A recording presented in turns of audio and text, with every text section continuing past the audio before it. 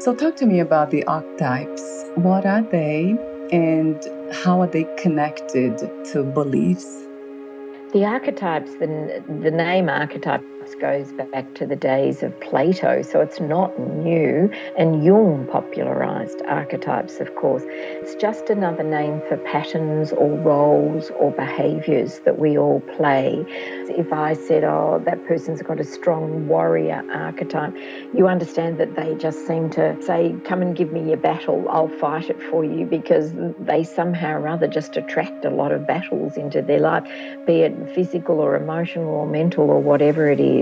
But there's other archetypes that we don't necessarily understand and what they mean, like the scapegoat archetype is a really difficult archetype to live with if you choose to have that pattern or around you. The main archetypes, whereas if I was to mention the good boy or the good girl archetype, we all understand that because that's what we hear growing up. Good boy if you've cleaned your teeth well, good girl if you've, washed your hands. I'm guilty of saying that to my kids too when they were growing up, but I've never said it with my grandkids because I wasn't aware of the same things when my kids were little.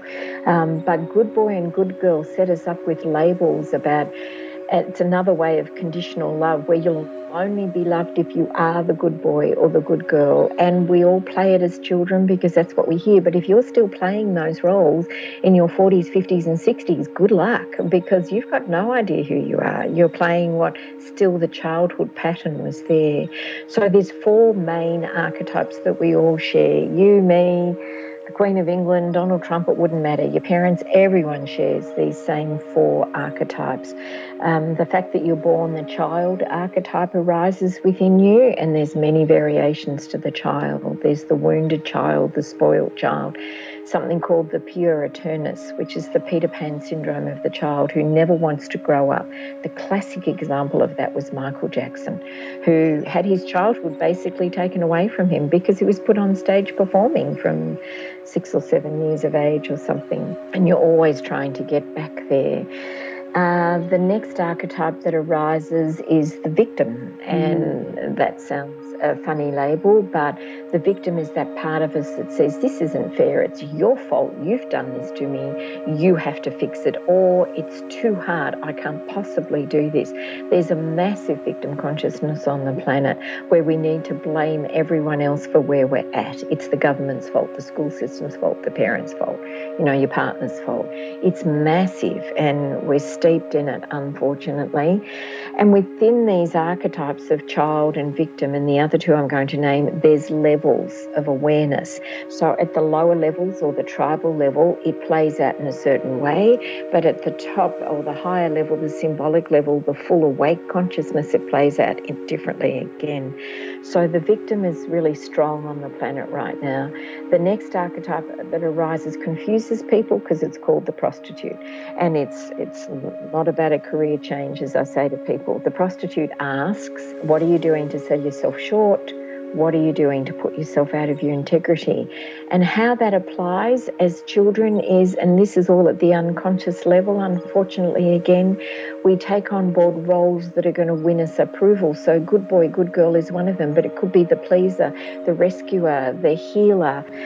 But those roles, if they're still calling the shots later on in life, then your belief systems will be creating your reality, and you'll just keep bringing in those roles to play out.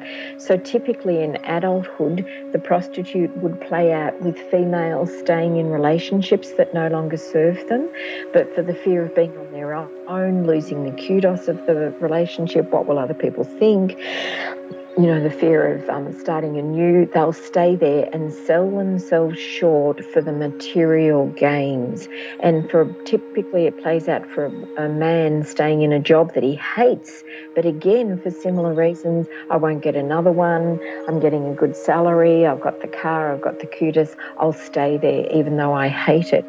Unfortunately, the prostitute archetype is very dangerous to our health. Well, so is the victim, but it can spell huge illnesses later on. And the last one is a given as the saboteur. So that comes up every time you go to make change. So it'll say, you sure? What if you fail? What if you make a mistake? What if it doesn't work out? and it clicks into your doubting mind and it will sow seeds of doubt. So those 4 are a given for all of us: child, victim, prostitute, saboteur, and then the other 8 can change.